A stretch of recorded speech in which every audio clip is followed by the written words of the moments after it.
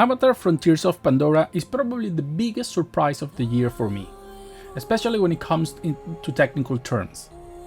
2023 has been a year filled with not only great gameplay experiences like Baldur's Gate 3, Super Mario Wonders or Zelda Tears of the Kingdom, but also technically stunning titles.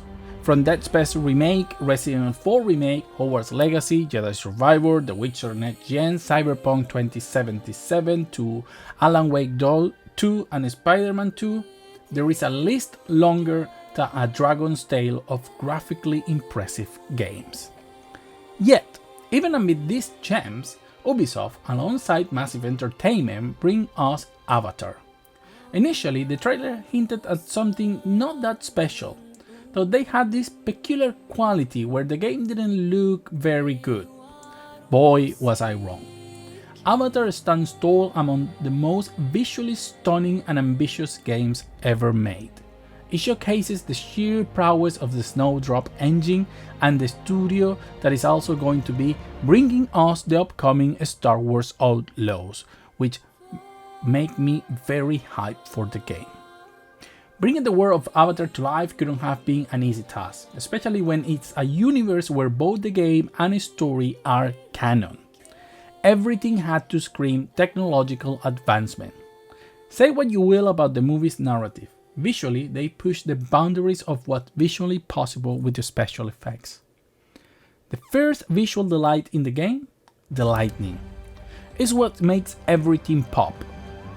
As far as I gather information from the Digital Foundry guys, the game utilizes ray tracing for global illumination, though I'm not entirely sure if it's only for PC or console, but it's evident in the way the objects are lit, cast shadows, and seamlessly blend into the environment.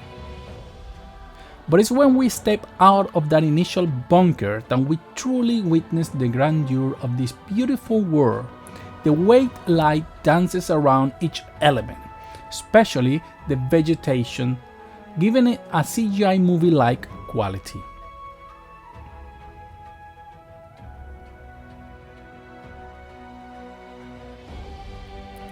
This leads us to the second point, the density of the foliage. Let me tell you, games like Ghost of Tsushima or Horizon Forbidden West, while impressive in their own right, pale in comparison to Avatar. The identity of Avatar worlds is tightly knitted with its flora and fauna, and anything less wouldn't have done justice. Avatar is teeming, overflowing with greenery. Every nook, every stone, every area boasts an impressive array of vegetation. But here's the kicker. It's not just for show or resource gathering.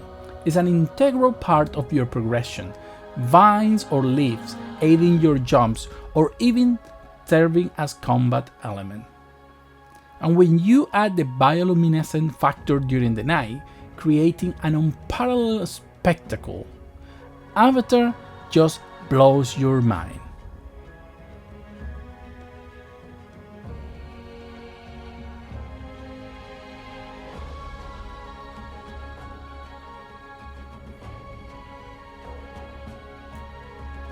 I got to confess, Avatar is a world I adore, so much that I've been to Disney's Avatar Park in Orlando, and playing this game is like living that experience. The recreation is mind-blowing. Until now, I have focused on lighting and the geometric density of the vegetation. Of course, there are other crucial elements like ray trace reflections, high-quality models, and textures that I could tag for minutes and minutes straight. But you've probably seen those in other videos I have done or can easily spot them in the footage I've presented. Instead, let's touch on an uncommon aspect, the graphical segment that's a composition of various components within the game's option, essentially referred to as micro details.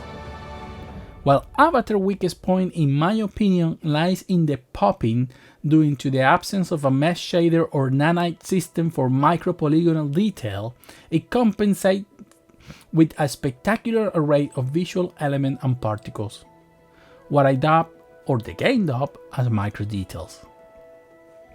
These are an amalgamation of geometric elements that enrich the game visually: stones, leaves, insects. These elements are real geometry scattered across the scene, casting shadows and receiving light, or handled via particle system like the insects. Adding to this are the elements of vegetation destruction. Many trees can suffer damage, shedding leaves, breaking apart, giving off a very organic feel. Interestingly, a developer mentioned that to achieve this, they actually replaced the object at the moment of destruction with another, more complex one than the one that is on the scene, that is much simpler, because this new one has all the necessary properties. These are all very clever systems to ensure optimal performance, as having all options with their physical properties loaded in memory at all times will be computationally prohibitive. I know this may not be the most extensive or intricate video I made this year, but hey, it's December and I reckon I need a break, especially with at least one more video pending, the performance analysis. Speaking of performance, though it's not the focus here, I want to tease something. At the outset, I mentioned how Avatar stood out technically in a year filled with impressive technical releases. However, the real surprise, and I'll delve deeper into this in the performance analysis, is that Avatar has been a delight in terms of performance. While these game releases have been technically astounding, they've been a mess on PC. Dead Space, The Last of Us Part 1, Hogwarts Legacy or Jedi Survivor were plagued with performance issues, not to mention Forspoken or Immortal of Avium. However, in this game I haven't encountered a single stutter, shader compilation, there is rock solid frame rates and zero bugs. It seems like the title for the best optimization of 2023 may just belong to Avatar. Maybe you're tired of the Ubisoft formula or feel the game doesn't bring much to the table in terms of gameplay. A point I slightly disagree with from the little I have played. However, one thing's for sure, technically Avatar is among the best of 2023, and I appreciate Ubisoft for delivering a top-notch PC release. If you like this video, as always, please subscribe, share it, like, and I will see you soon with the performance analysis. In the meantime, see you in the next one.